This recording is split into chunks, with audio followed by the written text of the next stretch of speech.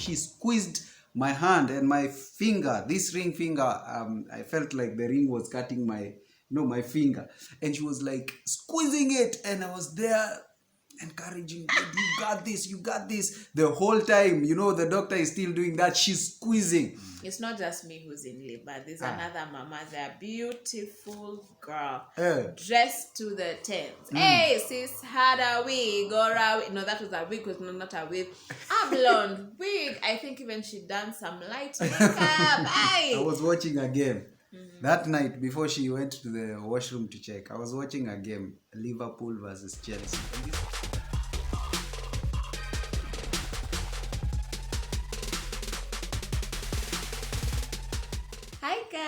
Hi guys. Welcome back to our channel. My name is Modoni Mboro. And I'm Joseph Mboro. Yes, the guest who never left. We welcome you guys back to our channel. As promised, this is part 2 of our pregnancy, labor, and delivery story. Yes. And guys, let's just tell you, for about 3 weeks now, yes, we have been struggling to record. We sit down, we record something, maybe halfway we mess up, we start again, or the light changes, or in the middle of recording the baby wakes up. It's just been a whole story. It's been a situation. Let me tell ya. But even as we're talking now, we're hoping that this video will actually go up somewhere, playing down there. Somebody. Oh, I thought the video is playing down there. I didn't get it. Tayo is playing down there. Yeah, so but if you hear ting ting ting ting ting, that's just Tayo know playing. He's giving us time to do this. Yeah, so we hope you guys are doing well. As promised, again, this is part 2 of our pregnancy, labor, and delivery story. And just before we begin, I just want to thank everyone who's been engaging with us in the comment section, and those of you who even come to our personal DMs on Instagram, on Facebook, or even just texted us on WhatsApp and just told us, hey guys, thank you so much for sharing. Let me tell you guys, we don't it will sound wrong, but it may sound wrong when you say we don't live for the thank you. But the encouragement also helps. It goes a long way for us. Because it's like, oh, there's someone who is watching, there's someone who's blessed, it's not in vain. So the most Christian thing to say is like, oh no, it's all to the audience of one. But sometimes you just want that extra. Oh, thank you, Sonny, thank you, Joseph, for trying, thank you for sharing. It's blessed me in this way or another. It's like it gives us fuel to keep going. So for those of you who've shared, we really just want to say thank you. God bless you, and we pray that with every video, even the funny ones, that God would minister to you. Wow, as you laugh, God would minister to you in one way or another. Amen. Anyway, so now we're in part 2. We left part 1 off, I think, at the baby shower. Yes. So now we're at part 2. The amazing baby shower. Shout out again to our friends, guys. Shout out again. You guys are the real ones. Maoji wale wazuri. Wale wazuri. And Master Mkurugenzi here. Thank you very much. So do you want to start part 2 of us? Yes. So now, now we are going to the doctor's visit. Yes. That's where we start. So this was which week? 38 week. So and we have scheduled the doctor's visit, and this time round there is a check that they have to do. And this, what do they call it? That check to see how far. I knew it and I can't remember the name for the life of me. But it was a check that they had. The doctor. We mentioned it was Dr. Bosiri, but he was to check how far she is in terms of like her cervix opening. Yes. So he had told us before a week or the previous visit that we had gone, he had mentioned that he will go down and check. He will go down. That sounds so wrong. Sorry, like check. Babe, explain. So basically, please explain. Okay, so basically, I get if you ever had I don't even know. Maybe some form of family planning. There's some that they go through there. So basically, this cervical check, is it called a sweep? No, it's not a membrane. I just can't remember the name. Anyway, I'm doing this because it involves this. So basically, he goes through your vagina. Yes, guys. That's why it was hard for me to start explaining. Yeah, he's like down there. He goes down there. It's like, what's happening? And your Kasan is just looking at us. He's so cute. Anyway, so it's basically he goes up your vagina. That's the best word I can use. And he's just, so he goes up with 2 fingers. At some point, I felt like this guy had an entire fist in my situation. But then he's just checking, like, how far dilated are you? How your cervix is it ripe? Is it going to give him problems? Like, not him, but you problems in terms of when you're laboring. Is it a soft cervix that, you can give birth vaginally? Or is it going to be a problem that it won't efface and it won't soften? So there's no point of you going through labor. We just schedule us. So that's basically what the check is. Let me tell you guys, in the year of our Lord 2020, we still do this check. Like, let me tell you, Minor. Hey, that check is not for the faint-hearted. Even if you're faint-hearted, you still have to do it. So wait. Me, first of all, my testimony is that Jose is the only person, like I was a virgin before I got married, so he's the only man who's been down there and checked me, even if checking, like, so now this is another guy who is like looking at my entire vagina and reproductive. I felt like he was even looking at my intestines. It was so uncomfortable. So I was already so nervous by the time he's coming. I didn't know what to expect. So I was just like, oh my God. 2020, we still use this check. But it made me uncomfortable before. Because I was like, is there no other way of doing the test or checking? It was a bit uncomfortable especially because it's a man. Maybe if it was a lady, maybe I ingekuwa that uncomfortable. But there was some time to just think about it. But at the same time, it was for the sake of the mother and the baby.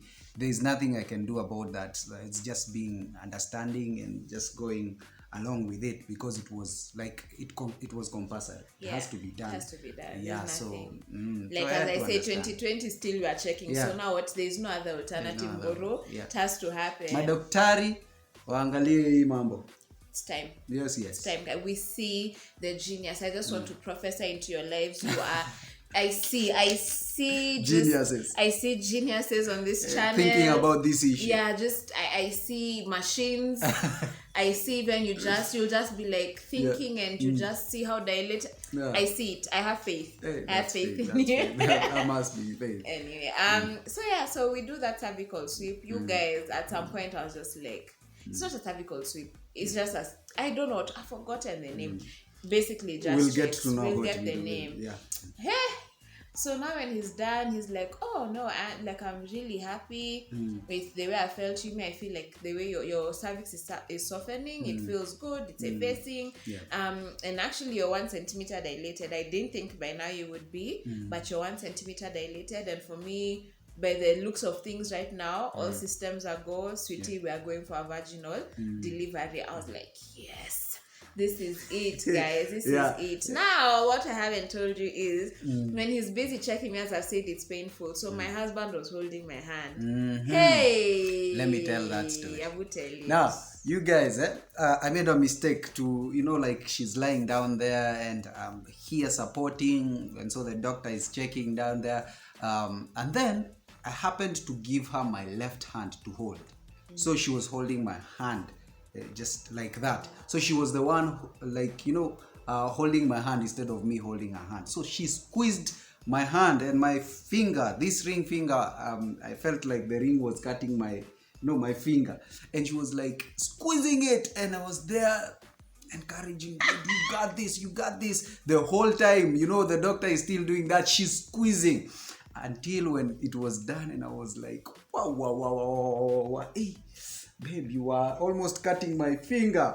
And it was like, wait, next time I will not give her the hand to hold my hand. I will be the one hold but your bows were useless if you'll not give me your hand. You said to have and to hold. Yes, but it's at this point, No, but at this point, babe, at this point, you know, my finger is at stake. This boy was a very bad boy. Yeah, at this point, my finger was at stake. So, yeah, it didn't need to be cut.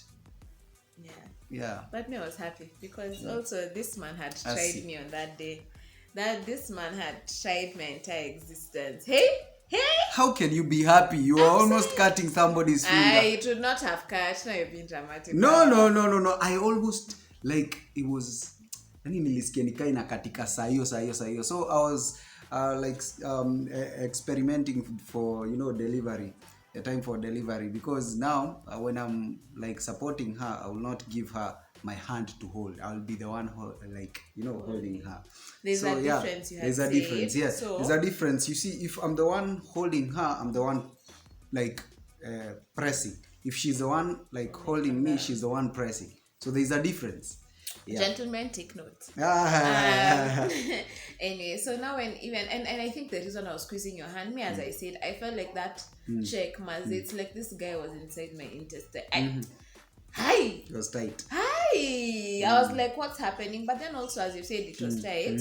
Maybe also down there I was tense. You know, when you're tense, you also get tense in your vaginal area. So I guess maybe that's also what made it much more uncomfortable, because I can testify, even during labor or even ahead when he checked, it wasn't as bad. I didn't feel as painful as it was this time. Also because I already expected what was coming. I don't know.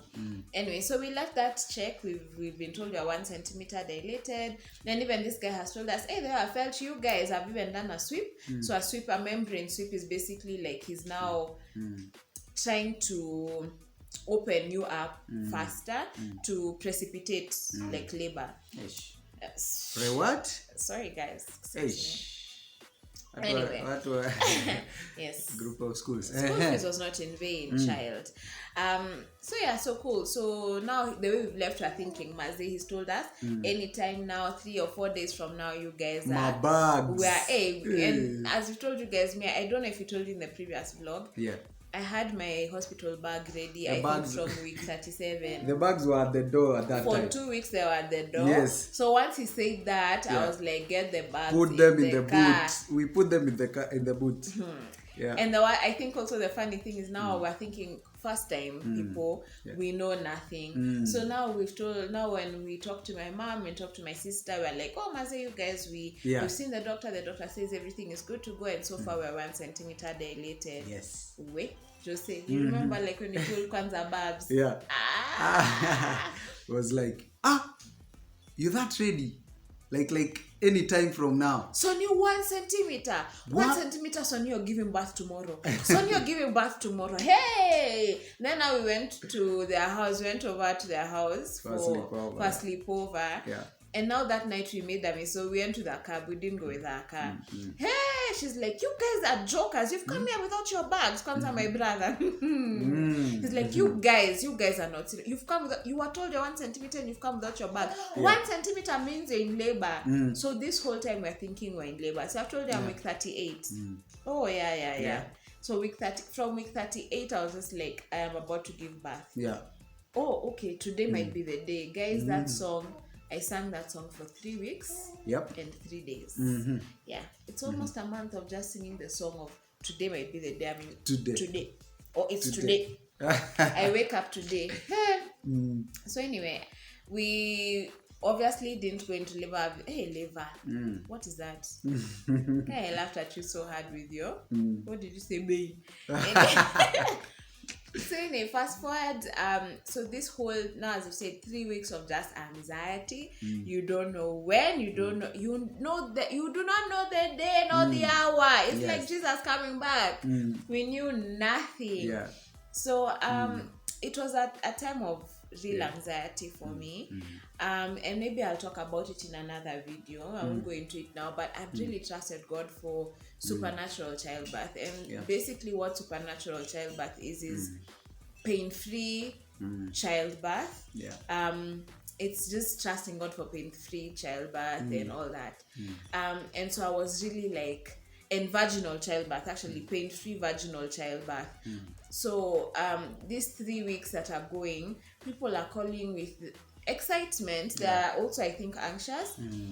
And I'll talk about that a bit later. So people are calling, you're feeling more anxiety. And then I'm feeling the days are going by, this baby is becoming big. Dr. Bosire had said if the baby gets to a certain weight, you may not be able to do a vaginal birth because he may tear me, So all this is going through my mind, and I'm thinking, okay, the space is becoming limited. Is my baby okay? Yeah. And I'm just thinking, I don't want a CS, and I don't look down upon it. I think for me, it's just, I wanted a vaginal birth. Yeah. And I have a friend who, for her, she actually prayed for a CS. That was her story. But for me, mine, I really wanted a vaginal birth. I think, I don't even know. I just felt, I just wanted that. It was my preference. And so, as I said, I'll talk, maybe I should talk about this in another vlog, about how I trusted for supernatural childbirth. Anyway. But I remember months ago, like in May, sometime, I think also when you're pregnant, people always say at some point you lose sleep. But me, one day I just felt like God woke me up. And as I was just sitting, I also, during pregnancy, I had like those early mornings, I'd wake up and I'd read the word. And then now after a while, I've read, I've prayed, I've worshipped, then I'm like, okay, let me watch YouTube or whatever. So one day, that day I say that God woke me up, and I remember the question was just, is supernatural childbirth just about pain-free vaginal birth? And I was like, what? As in, oh, okay, cool story. And he's like, no, is it just that, or does it also go from conception to your pregnancy, to your delivery, to you raising up this child in my ways for the rest of their life? Or is it just about the pain-free part? And for me at the time, I was like, oh, cute story, God. And God ministered to me, but I was like, oh, wow, God is just showing me the depth of this thing. Now when I look back, I'm like, oh, wow. God was preparing me for my story now, like our labor story. And it's not to say that he's powerless, that he can't alleviate your pain usually, but it's not that. But for me, I think the perspective had to change from the birth itself to the entire conception, to the raising of this child. It's not just one moment in time that is supernatural. And supernatural is not like, ooh, mystified, ooh. It's basically, maybe you can just define what supernatural is. It's just the presence of God being like allowing the presence of God to take control over the whole period, over the conception, the process, the time of the pregnancy, the delivery, even the rest of the life of the baby or as they grow. And that for us, it hasn't stopped even today. We continue praying over him the way we are like, God, we are praying for supernatural childbirth, like that time we were pregnant. Even right now we are praying for supernatural life. Because it continues. I think also the thing that we've done as born again Christians, I'll address born again believers. Listen, we live in this world, right? But the natural way of doing things is there's a natural process of doing life. So we've conditioned ourselves, unfortunately, to be on this realm, like just here on earth. Yet the Bible clearly states that we are not citizens of this world. We are ambassadors of Jesus Christ. We are here on transition, we are transitioning. Our home is in heaven. Our mindset is the mindset of Jesus Christ. Amen. We live here. It's like literally, when I was studying in South Africa, right? I was a Kenyan in South Africa. So I'm living in South Africa, but my citizenship, I am not South African, I'm Kenyan. And everything about me in Kenya, from my accent, from the way I think, the way I do things, everything for me was was influenced by my Kenyan upbringing. So even if I was in a different country, it's okay, I'm there temporarily. I knew I would come back home at some point. So even my mindset, yes, I am present in South. Yes, I was very present in South Africa. Yes, I made friends, and I have lifelong friends to this day. but I always knew the end game was for me to come back home. And so that's the same thing. I am a citizen in, like, I'm here in this world, but my citizenship is in heaven. And so we need to move from a point as born again believers from just looking at things just from a worldly perspective to look above. And that's, it should be a supernaturally natural lifestyle. Wow. Supernatural. Natural. Like it should be like the things of heaven, the things of the kingdom of God should be a natural thing for us. That doesn't mean that you're irrelevant in this world. That doesn't mean that you're just like, hey, Jerusalem is my home. Jerusalem challenge. Like you're just not like, I'm going home one day. I mean, what is the purpose of making friends? What is the purpose of doing anything? Hey, me, I'm going home one day. Focus. No. But I'm here, living here. I am living out what God has called me to, but my focus is above. You get what I mean? I don't know if that makes sense to you guys. Anyway, so that's that. So, as I said, I'll talk about my disappointment, though it wasn't really when I look at it now. So, 3 weeks of anxiety. Maze, aya. So, we are clicking the day we are meant to deliver. We had gone for 38 to check. Our doc was like, okay, I'll see you guys in the delivery room. And we're so like, sir, what? Don't come back. Like, no more visits. Like, you guys seem okay, your pressure is fine, you'll just keep checking your pressure. In case of anything, you can always call me, but there's no point of you coming and we're just like wasting money because you lose consultation fees and all that. Like, there's no point to you're okay, you know, but in case of anything, feel free to call me anytime. By the way, he was available. We called him anytime. Yeah, like even when he had the dumbest questions, I'm like, I'm tired, can I take what is it I used, like, can I take Pititon to sleep because I've not been sleeping, may I? Please consult your doctor, I won't tell you what he said. Anyway, so so at that last visit he told us when we are about, he had his preference of what time, like what date for us to go in, and we kept pushing it. But the last time we talked to him, he told us, I'll give you till 41 weeks and 3 days. If you guys are at 41 weeks and 3 days and this baby is not here, that was 23rd July, don't call me to tell me anything. Just tell me that you're at Coptic and you're being admitted so that you can start the induction process. For me, I think also, as I said, because I trusted, it's such a limiting thing sometimes. Like, I want to be in God's will so perfectly, you know. So I feel like at some point when I think about an induction having to be done, I know I'm extreme if I say this, but that's my journey. God is working on me. But I felt like I was cheating on God. It's like my faith was not enough. As I said, I'll talk about that story in another, like I'll do a vlog on it. So now for me, I just felt like, anyway, so in my mind, I knew 23rd is whatever happens, 23rd, I'll have to go to the hospital. So I think my mind was just like, it is what it is. But let me tell you, I think my baby was just like, Mom, they say 23rd. Okay, cool. 23rd is here. I'm here. I'm here, mommy. So at like around 2 a.m., I just start having contractions. So throughout, like the last few weeks, I would just feel my back is really sore. My pelvis was, it was uncomfortable.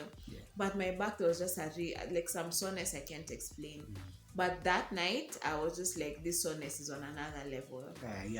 And I was just like, sir, I think I'm in labor. And then when I went to the loo and I wiped, I saw blood. And like it was the mucus plug that I had in it, but now it was a bloody mucus plug.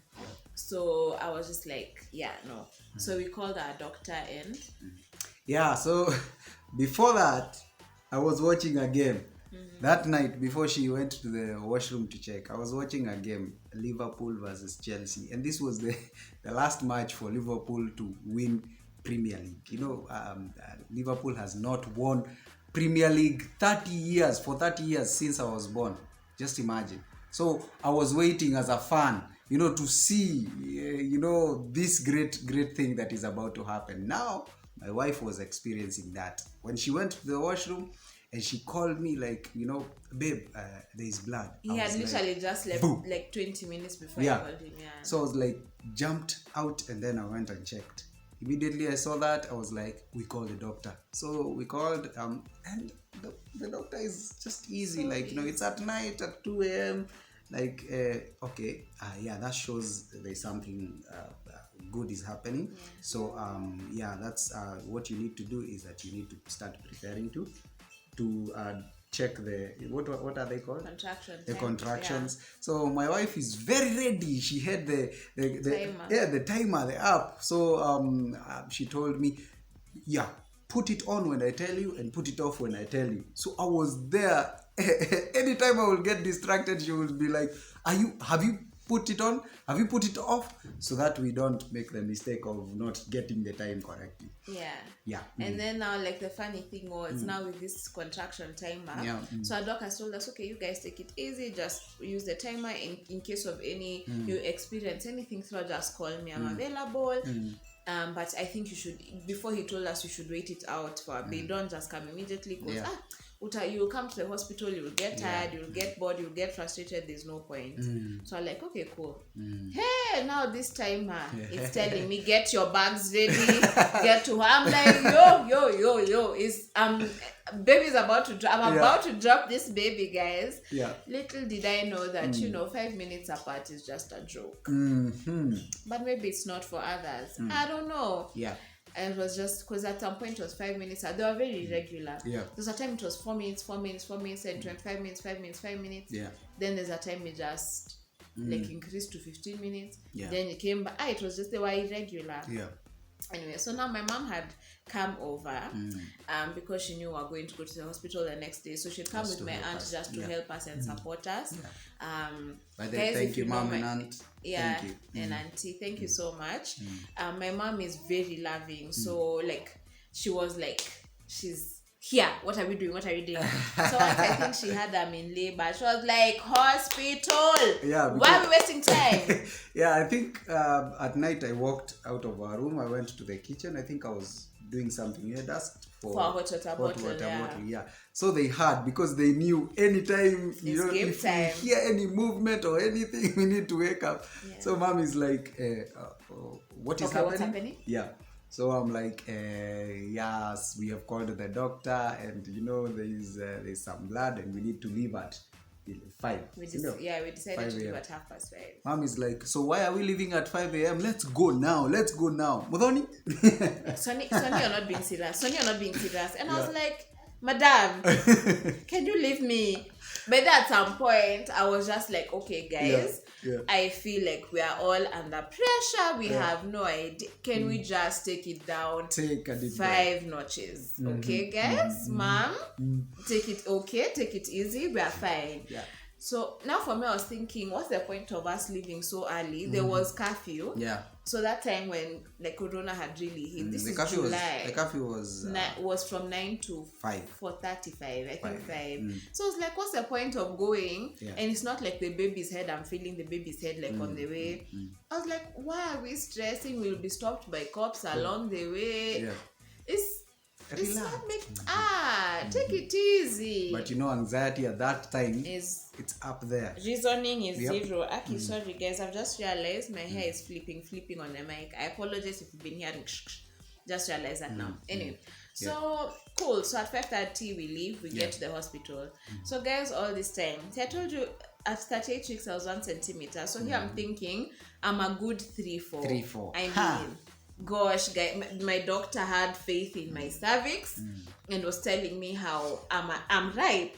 So I'm thinking, like here I'm 3-4. When that mama checks me, actually I thought I was like 4. So I get that when they check me, she's like, hey, listen, you're between 2 and 3. I was like, huh? Yeah, she's like, you're between 2 and 3. I was like, okay, cool. So I can go home and come back later because this has been 3 weeks of moving from 1 to 2. So why am I sticking? You can just go back and sleep. Come back later. Not at tea and sleep. I am talking like a champion here, like I was in no pain. It was painful, guys. But at some point it just calmed down. So I was like, let me go home, guys. Why are we wasting time? But we had called the doctor. We asked them to call Dr. Bosiro because he had instructed us to call ask them to call him. So and he said there's no point. There's no point of her going back. So today we'd already decided. Today is 23rd. We'd already said that you'd come for an induction in the evening. It's okay. Let's just start the process now. So anyway, that was that. Yeah. So hey, there, contraction on and off, on and off. So now when I've come in, it's not just me who's in labor. There's another mama there, beautiful girl, dressed to the tens. Hey, sis, had a wig or a wig. No, that was a wig, was not a wig. A blonde wig. I think even she done some light makeup. Hey, me, I'm just looking there. Forgot that I'm looking. You are ready to go. Aye, me, I'm just looking like I'm here. It's like everything. They could have just given me a maternity gown, guys. Yo, that's how serious I was. So now this lady is there. So both of us, pregnant women, please be taken to labor ward. We've gone to labor ward. When I get to labor ward, I hear this lady screaming there. I think now they're like, hey, ule msudia naza sasa. Hey, msudia nipiga mayowe. And I was like, that was a loud one. And I was like, this girl wasting energy. You're wasting energy. Wasting energy. I mean, like she didn't know. How she didn't pray to God to give her supernatural pain-free vaginal childbirth. So that's why she's screaming. That's why she's screaming. I mean, when my time comes, what is screaming? Will they know? Will they even know there's someone giving? But they'll just hear a baby. Sorry.